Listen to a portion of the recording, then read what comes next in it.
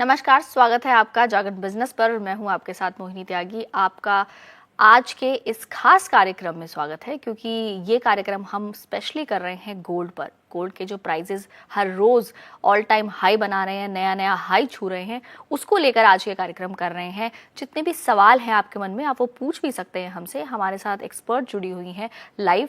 लेकिन कुछ सवाल हमारे मन में भी हैं कि इतने समय से पहले ये कहा जा रहा था कि गोल्ड इतनी भी तेजी से कैसे चल सकता है, और अब गोल्ड ने वो सारी अटकलें तोड़ दी हैं।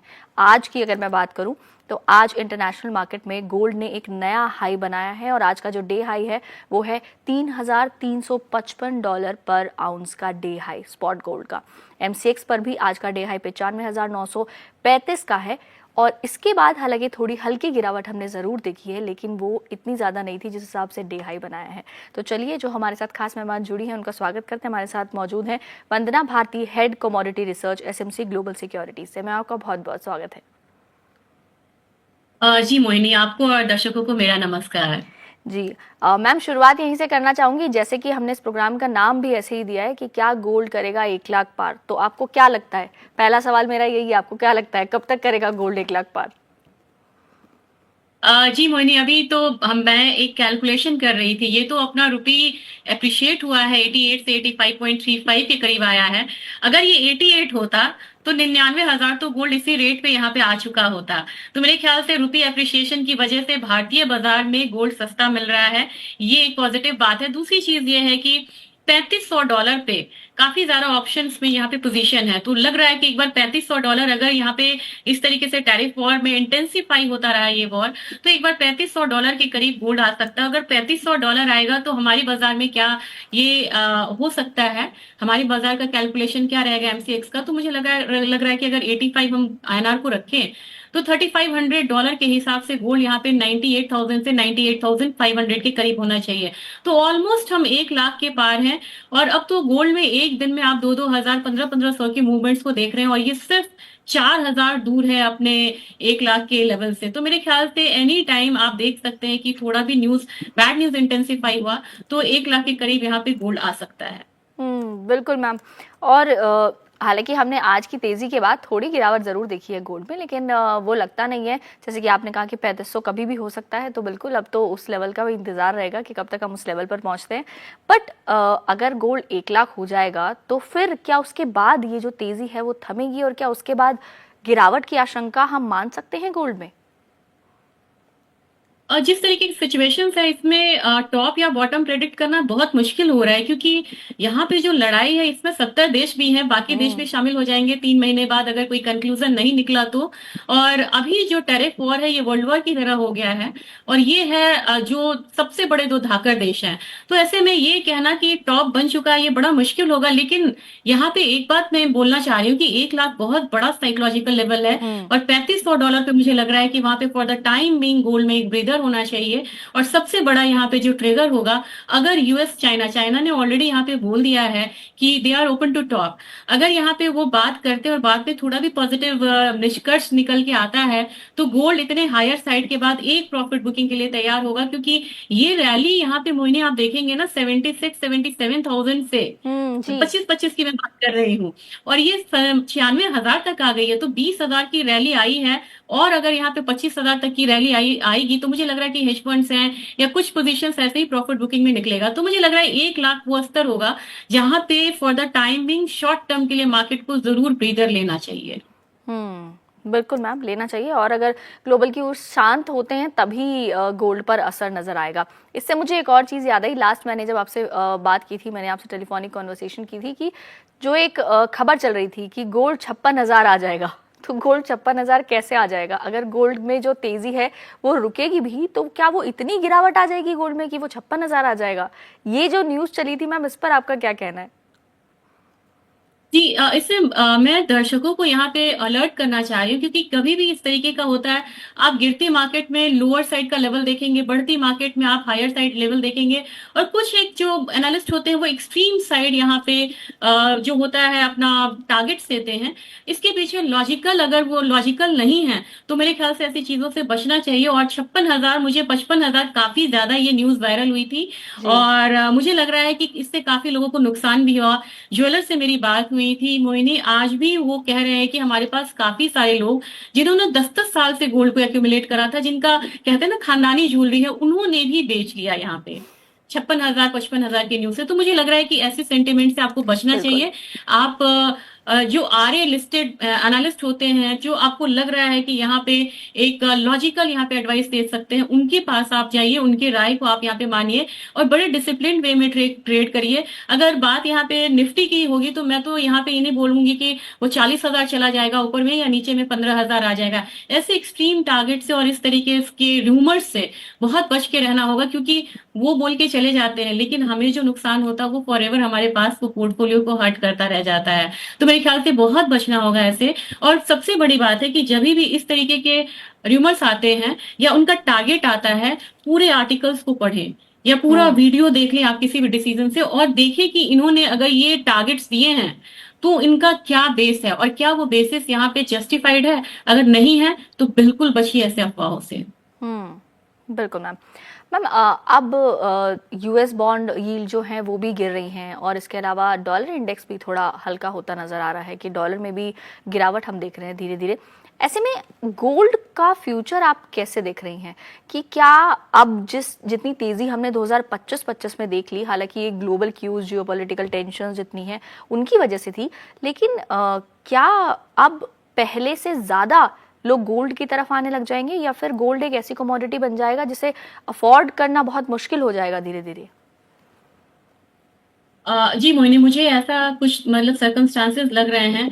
सेंट्रल बैंक्स होते हैं वो बड़े मेच्योर तरीके से उन्होंने बाइंग करनी शुरू करी, और उन्हें उनका ये अंदेशा रहता है, वो कभी भी कोई बाइंग या सेलिंग करते हैं तो उनका बहुत स्ट्रांग बेस होता है। आप देखेंगे सेंट्रल बैंक पिछले एक डिकेड से बाई कर रहा है, क्योंकि पहले आप सुनते थे कि एशियन क्राइसिस आई, फिर सब प्राइम आया, अब तो हर 2-2 साल पे साइकिल्स बन रहे हैं, क्राइसिस आ रहा है, इकोनॉमिक सिचुएशंस यहाँ पे बदल रहे हैं। तो ऐसे में सेंट्रल बैंक्स ने अपना पूरा ट्रस्ट दिखाया गोल्ड में और सबसे स्ट्रॉन्ग शेल्टर बन के यहाँ पे गोल्ड निकला है।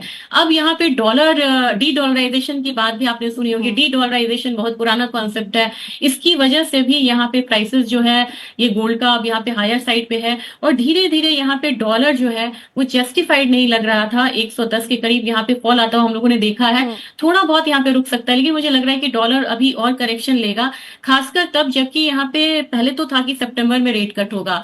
अब इन हालात को देखते हुए इनफैक्ट पॉवेल भी बोल रहे हैं कि रेट कट करना जरूरी है, ये हो सकता है, और ट्रम्प का तो बहुत ज्यादा प्रेशर है। तो सितंबर में जो प्रोबेबिलिटी बन रही थी वो अब जून में ही बन रही है। तो अब जब जून में रेट कट होगा तो ये डॉलर का जो वैल्यू है थोड़ा और यहाँ पे आपको डाउनसाइड होता दिखेगा।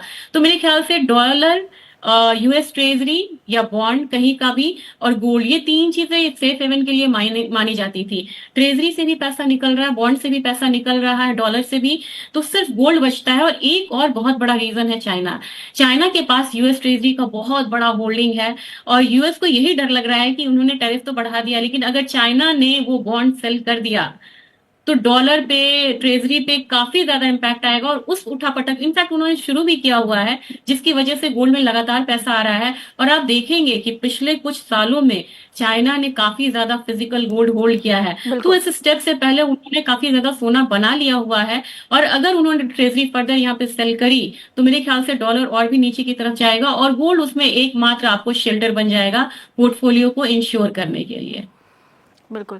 मैम, किसी भी चीज़ की जब कीमतें बढ़ती हैं तो कहा जाता है कि उसकी डिमांड कम हो जाएगी। क्या गोल्ड के साथ भी आपको ऐसा लगता है कि डिमांड कम होगी इंडिया में? मैं देख रही थी WGC की रिपोर्ट में, मैं कहूंगी दर्शकों से प्लीज यहाँ पे रेफर करिए। काफी सालों से गोल्ड के प्राइसेस अगर आप देखेंगे मोहिनी तो $2,000 तो ये 3-4 साल पहले था। मतलब $2,000 से ये अब यहाँ पे आप ही बता रही हैं कि 3350 के करीब आ गया है। तो 2000 की चीज अब यहाँ पे ऑलरेडी डबल हो चुकी है। लेकिन अगर आप 3 साल का अगर आप देखेंगे एनुअल डिमांड और एनुअल सप्लाई, मुझे उसमें फर्क नहीं दिखा। तो पिछले मतलब जो 1 डिकेड का या 2 डिकेड का डेटा है, इसमें आपको फर्क नहीं नजर आ रहा है। तो मुझे लग रहा है कि फर्क कैसे नजर नहीं आ रहा है। अगर रिटेलर्स यहाँ पे कम बाई कर रहे हैं तो उसको कौन सा जस्टिफाई कर रहा है, उसका गैप कौन फिल कर रहा है? ये सेंट्रल बैंक्स हैं, वो सेंट्रल बैंक्स बाइंग कर रहे हैं, ETF बाइंग आ रही है। तो मुझे लग रहा है कि ओवरऑल यहाँ पे मुझे नहीं लगता है कि ऐसे सिचुएशन में गोल्ड की बाइंग, फिजिकल बाइंग भी इनफैक्ट कम होगी, क्योंकि मैंने देखा है रिटेलर जो है बाइंग कम करते हैं। इंडिया, चाइना में भी रिटेलर्स ने अगर कम कम बाइंग करी है उसको कॉम्पनसेट कर देता है सेंट्रल बैंक। तो ओवरऑल मुझे नहीं लग रहा कि बहुत ज्यादा फर्क पड़ेगा यहाँ पे गोल्ड प्राइसेस पे, क्योंकि आने वाला 26 में भी इसका इम्पैक्ट जो है, अगर टैरिफ वॉर कंटिन्यू रहा और टसल बढ़ती गई तो इसका इम्पैक्ट तो आपको 25 से लेके 26 पूरे समय दिखेगा। और जीडीपी रिवीजन, अब जो आपको ये दौर आएगा, अब इन्होंने टैरिफ टैरिफ टैरिफ हो रहा है, अब फिर आपको जो दौर आएगा वो आएगा जीडीपी रिवीजन का। बिल्कुल। जितने भी रिसर्च है, बड़े बड़े बैंक्स हैं, ये सारे जीडीपी का डाउनवर्ड रिवीजन उन्होंने ऑलरेडी करना शुरू कर दिया है। और जब ऐसा माहौल बनेगा, क्योंकि अभी तक तो मोहिनी एक बात समझने की है कि जो भी मार्केट पे इम्पैक्ट आया है ये साइकोलॉजिकल इम्पैक्ट है, अनसर्टेनिटी की वजह से है, ग्राउंड पे कुछ भी नहीं हुआ है। ग्राउंड पे जिस दिन होने लगेगा और 3 महीने पे इसका इम्पैक्ट आएगा, तब गोल्ड एक स्ट्रॉन्ग बेस यहाँ पे बना के चल सकता है। बिल्कुल मैम, और गोल्ड हमेशा से ही इंडिया में तो सेफ हेवन माना जाता है, तो लोगों का भी और मुझे लगता है अब तो बैंक्स का भी, जो सेंट्रल बैंक्स हैं उनका ट्रस्ट भी इस पर धीरे धीरे बढ़ता ही जा रहा है। चलिए दूसरी कमोडिटी की भी बात कर लेते हैं, सिल्वर। सिल्वर भी साथ साथ में बढ़ता हुआ नजर आ रहा है। क्या सिल्वर फिलहाल गोल्ड से ज्यादा अट्रैक्टिव लग रहा है एज अ कमोडिटी आपको, और क्या इसमें गिरावट के कोई चांसेस है? मुझे लग रहा है कि सिल्वर सबसे वोलाटाइल कमोडिटी है नेचुरल गैस के बाद हमारे काउंटर्स में। तो जैसे क्रूड स्ट्रांग होता है, नेचुरल गैस थोड़ा ज्यादा वोलाटाइल होती है, सेम यहाँ पे नेचर होता है। गोल्ड काफी स्ट्रांगली ट्रेड करता है, जबकि सिल्वर में हम हायर वाइल्ड अपसाइड डाउनसाइड दोनों आता हुआ देखते हैं। तो मैं इसमें एक प्रॉपर्टीज होती है इंडस्ट्रियल डिमांड की। इसकी वजह से क्या हुआ है कि अभी जो जितने भी न्यूज आई हैं, एक इंडस्ट्री के सेंटिमेंट्स पे, इकोनॉमिक सेंटिमेंट्स हर्ट हुआ है, तो सिल्वर ने यहाँ पे एक डाउनफॉल दिया है और गोल्ड का एक अपसाइड रहा है। तो अगर इस साल की हम रिटर्न की बात करें तो 28% का रिटर्न आपको गोल्ड में है और वही सिल्वर का 12% है। लेकिन ओवरऑल मुझे लग रहा है कि इंडस्ट्रियल प्रोडक्शन जो है वो यहाँ पे थोड़ा सा वो रहेगा, एवरेज रहेगा इसका सिल्वर का, लेकिन इंडस्ट्रियल डिमांड बहुत ज्यादा है। तो मेरे ख्याल से हम कह सकते हैं कि ये जो कमोडिटी है जो करीब $32 के करीब ट्रेड हो रही है, $33 के करीब, इसमें इस बार पोटेंशियल है जाने का $38। तो सूनो और लेटर जैसे ही ये थोड़ा सा यहाँ पे संभलता है टैरिफ वाला मामला, तो मुझे लग रहा है कि सिल्वर में एक बाइंग आएगी जो कि इसको $38 के करीब ले जा सकता है। ये मेरा 24-25 ये 2025 का यहाँ पे टारगेट है। तो मुझे लग रहा है $38 यहाँ पे सिल्वर में आता हुआ देख सकते हैं। एक समय ऐसा भी आ सकता है मोहिनी जब यहाँ पे गोल्ड से पैसा निकाल के लोग सिल्वर की रैली में पैसा लगाएंगे। तो मेरे ख्याल से अभी जो करेक्शन आया है इसमें ETF बाइंग भी अगर कोई करना चाहते हैं तो उनके लिए बढ़िया अवसर है। मैम मेरा अगला सवाल यही रहने वाला है कि अब किसी को गोल्ड में अभी भी इसमें अपसाइड की थोड़ी उम्मीद तो हम कर ही रहे हैं। एटलीस्ट आपने कहा कि $3500 इसका पहला टारगेट रहेगा गोल्ड का भी, तो अगर उस टारगेट तक भी जाना है और अगर धीरे धीरे अब भी किसी को एक्यूमुलेट करना है, क्योंकि ऐसा तो है नहीं कि सबने एक्यूमुलेट कर लिया है गोल्ड, इस रैली में हर किसी ने तो पार्टिसिपेशन नहीं किया होगा, तो अगर रिटेल पार्टिसिपेंट्स को इस रैली में पार्टिसिपेट करना है या ओवरऑल लॉन्ग टर्म के लिए एक वेल्थ जनरेट करनी है गोल्ड के थ्रू, तो क्या क्या उसके पास ऑप्शंस हैं वो वेल्थ जनरेट करने के लिए? जी, सबसे पहले तो मुझे ये कहना है कि जैसे ECB की बैठक भी है आज और गोल्ड थोड़ा सा करेक्ट हो रहा है, 3140 से लेके $32 इंटरनेशनल मार्केट में, अपने बाजार में आप थोड़ा सा इंतजार करिए। एटलीस्ट आपको 92,000 तक के लेवल्स, 92-91,000 के लेवल मिलेंगे, तो करेक्शन पे आप बाय करिए। तो करेक्शन पे बाय करिए और इसे होल्ड करिए। अब आप आते हैं टूल्स पे। ऑप्शंस के लिए, फ्यूचर्स के लिए जो डेरिवेटिव मार्केट है उसमें आपको अभी इंट्राडे पोजीशंस रखने चाहिए, पोजिशनल ट्रेड कैरी नहीं करना चाहिए, क्योंकि बहुत हायर साइड पे एनी टाइम यहाँ पे प्रॉफिट बुकिंग आती है। दूसरी बात है कि अगर आपको ज्वेलरी लेनी है तो ज्वेलरी में क्वांटिटी तो हम यहाँ पे नहीं कह सकते, क्योंकि जितना अमाउंट होता है हम उसके हिसाब से लेते हैं। ज्वेलरी में अब यहाँ पे 18 कैरेट्स की भी ज्वेलरी आ गई है, वो अफोर्डेबल है, वो आप यहाँ पे ले सकते हैं। लेकिन यहाँ पे एक राय रहेगी, हॉलमार्क जरूर देखें, हॉलमार्क ज्वेलरी यहाँ पे आप ले। तीसरी चीज यहाँ पे मुझे लग रहा है कि जो गोल्ड और सिल्वर का ETF है वो बाइंग कर सकते हो। और मैं सिल्वर गोल्ड ETF इसलिए बोल रही हूँ क्योंकि आपके पास डीमैट है, आप यहाँ पे ले सकते हैं जस्ट लाइक शेयर। और गोल्ड ऐसे तो हम बोलते हैं कि 90,000 95,000 हो गया, यानी कि प्रॉफिट बुकिंग करनी है तो अब ज्वेलर्स के पास जाके बेचना ये सब थोड़ा सा कमरसम होता है। लेकिन आपके मोबाइल पे ही आप यहाँ पे जब भी चाहें कि मुझे 10% का रिटर्न सिल्वर में मिल गया, मुझे प्रॉफिट बुक करना है, बड़े इजी वे में आप 2 मिनट में आप यहाँ पे प्रॉफिट बुक कर सकते हैं। तो मुझे लग रहा है कि सिल्वर ETF और गोल्ड ETF एक बढ़िया वायबल यहाँ पे टूल है जिसपे निवेश करना चाहिए। और निवेश इसलिए भी करना चाहिए क्योंकि यहाँ पे कम पैसे से हो रहा है और बड़ा ही आसान इसका एंट्री और एग्जिट है। बिल्कुल मैम। ये तो ईटीएफ्स की बात रही। एक आपने 18 कैरेट गोल्ड की बात की, मैं अभी ये आपसे पूछने वाली थी कि अब जब गोल्ड इतना महंगा हो रहा है और क्या पता आगे हम अगर थोड़े और लॉन्ग टर्म की बात करें तो उसमें तो ऑब्वियसली गोल्ड के प्राइसेस और अप ही जाएंगे। गोल्ड कभी ऐसा तो होता नहीं है कि अगर एक बार किसी लेवल पर आ गया है तो वहां से बहुत ज्यादा टूट जाएगा। 2-4 हज़ार रुपए डाउन आ सकता है, लेकिन इतना नहीं कि सीधा 15,000 में गिरावट आ जाए गोल्ड में। अब तक तो हमने ऐसा नहीं देखा, एटलीस्ट आगे हो तो कोई कह नहीं सकता कुछ। लेकिन अगर ऐसा होता है तो अफोर्डेबिलिटी की जो हम अभी बात कर रहे थे, आपने कहा अब 18 कैरेट्स की ज्वेलरीज भी अवेलेबल है, तो क्या अब लोगों का रुख उसकी तरफ बढ़ता हुआ देख रही हैं आप? और क्या इससे फेक गोल्ड बनने के चांसेस भी हैं, या फेक सामान मार्केट में ज्यादा धड़ल्ले से बिकने के चांसेस मैं कहूँ अगर, वो भी बढ़ेंगे? क्योंकि अफोर्डेबिलिटी के नाम पे लोगों को उस तरह का लालच दिया जाएगा कि ये सस्ता मिल रहा है, तो उसकी प्योरिटी पर भी सवाल उठ सकते हैं कि इस तरह की चीजें भी हो सकती हैं। इम्पॉर्टेंट क्वेश्चन है।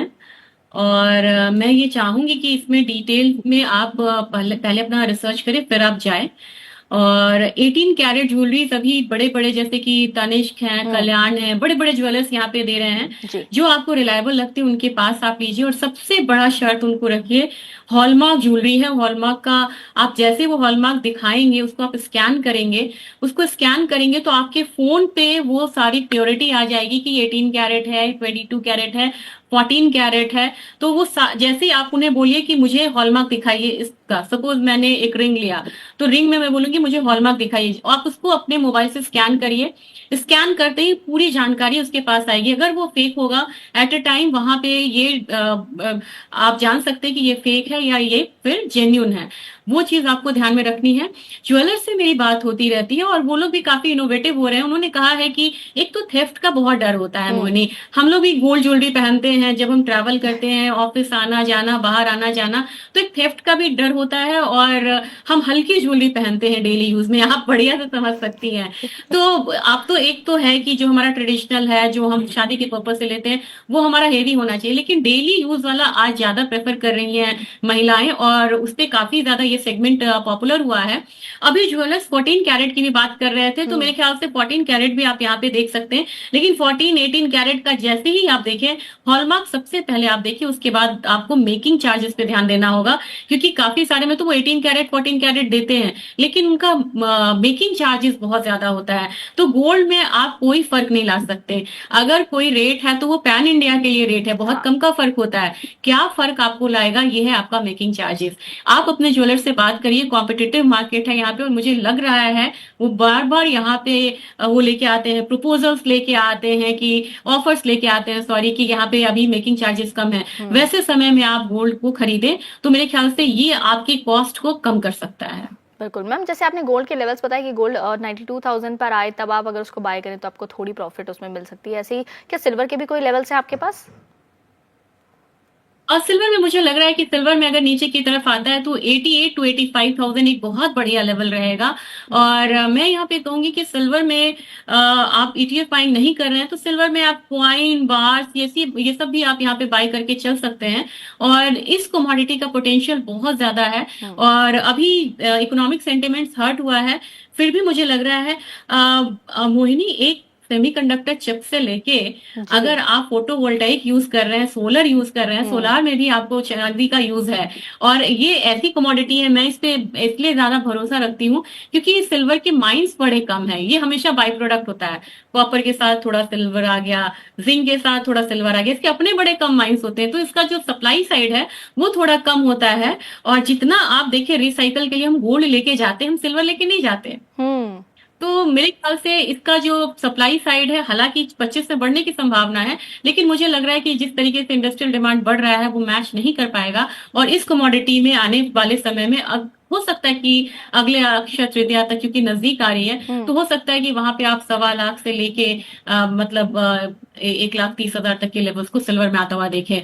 तो अगर आपको लग रहा है कि कहीं ना कहीं आपने सोना में मौका चूक गए हैं आप, तो सिल्वर आपके पास खड़ा है लाभ देने के लिए। तो यहाँ पे आप अपने अपॉर्चुनिटी को मिस नहीं करिए, ध्यान सोने से हटा के सिल्वर पे लगाइए। बिल्कुल मैम, आपने बहुत अच्छी चीज बताई। एक आखिरी सवाल रहेगा टैक्सेशन को लेकर कि टैक्सेशन जो है कैपिटल गेन की, वो गोल्ड सिल्वर ईटीएफ्स पर भी सिमिलर है एज इन जो इक्विटी के ईटीएफ्स और म्यूचुअल फंड्स हैं उनके मुकाबले? ये हमारे पास सवाल आया है श्याम सुंदर जी का। वो लॉन्ग टर्म कैपिटल गेन और शॉर्ट टर्म कैपिटल गेन के हिसाब से ही लगता है। तो जैसे और शेयर्स पे लगता है वैसे ही यहाँ पे ईटीएफ पे लगेगा, क्योंकि जिस तरीके से निफ्टी 20 हैं, आप अलग हम्म। उनके ईटीएफ हैं, वैसे ही यही है। तो आपको short term capital gain, long term capital gain इसके हिसाब से लगेगा और वो सिमिलर होता है। बिल्कुल मैम, आपने बहुत अच्छे ऑप्शंस बताए हमारे व्यूअर्स को और मुझे लगता है इन पर बिल्कुल ध्यान देना चाहिए। हमने सिल्वर और गोल्ड दोनों की बातें की, उनके सब्स्टिट्यूट्स की भी बातें की, तो आज आपने बहुत अच्छी इंसाइट्स हमारे साथ शेयर की और मुझे लगता है कि दर्शकों के भी बहुत सारे डाउट्स ऐसे क्लियर हो गए होंगे, क्योंकि गोल्ड की जो तेजी है उसे देख के बहुत सारे लोग, जैसे मार्केट की तेजी को देख के उन्हें लग रहा था कि वो छूट गए हैं पीछे, तो ऐसे पीछे छूटना उनको शायद अब फील ना हो, क्योंकि आपने सिल्वर के अच्छे लेवल्स उनको जरूर दे दिए। तो thank you so much ma'am आज हमारे साथ जुड़ने के लिए। बिल्कुल, लेवल्स हम ऑलरेडी डिस्कस कर चुके हैं कि गोल्ड ने आज 3,355 का हाई लगाया है। हालांकि अभी हल्की नरमी हम गोल्ड में देख रहे हैं, जो लाइव प्राइसेस हैं उनमें थोड़ी सी गिरावट जरूर दिख रही है, लेकिन ये हल्की फुल्की गिरावट है। जो अभी हमने बात की अपने एक्सपर्ट से, उन्होंने जो टारगेट दिए वो दिए करीब 3500 के करीब के, $3500 पर आउंस के। तो देखना होगा, अगर ये अनसर्टेनिटी बनी रहेगी तो ये लेवल्स जल्द ही आएंगे। और दूसरा ऑप्शन भी उन्होंने बताया कि दूसरा ऑप्शन आपके पास है सिल्वर का, जिसे आप एज अ ऑप्शन चूज भी कर सकते हैं। लेकिन फिर भी किसी भी इन्वेस्टमेंट से पहले अपने फाइनेंशियल एडवाइजर से जरूर सलाह लें और तभी किसी भी चीज में निवेश करें। और बाकी सब अपडेट्स के लिए आप देखते रहें जागरण बिजनेस। और ये जो हमारी स्क्रीन पर अभी QR कोड आप देख रहे हैं, इसे स्कैन करके आप हमारे व्हाट्सएप चैनल से जुड़ सकते हैं, जिसमें कि हम ये सारी अपडेट्स आप तक पहुंचाते रहेंगे। तो देखते रहें जागरण बिजनेस।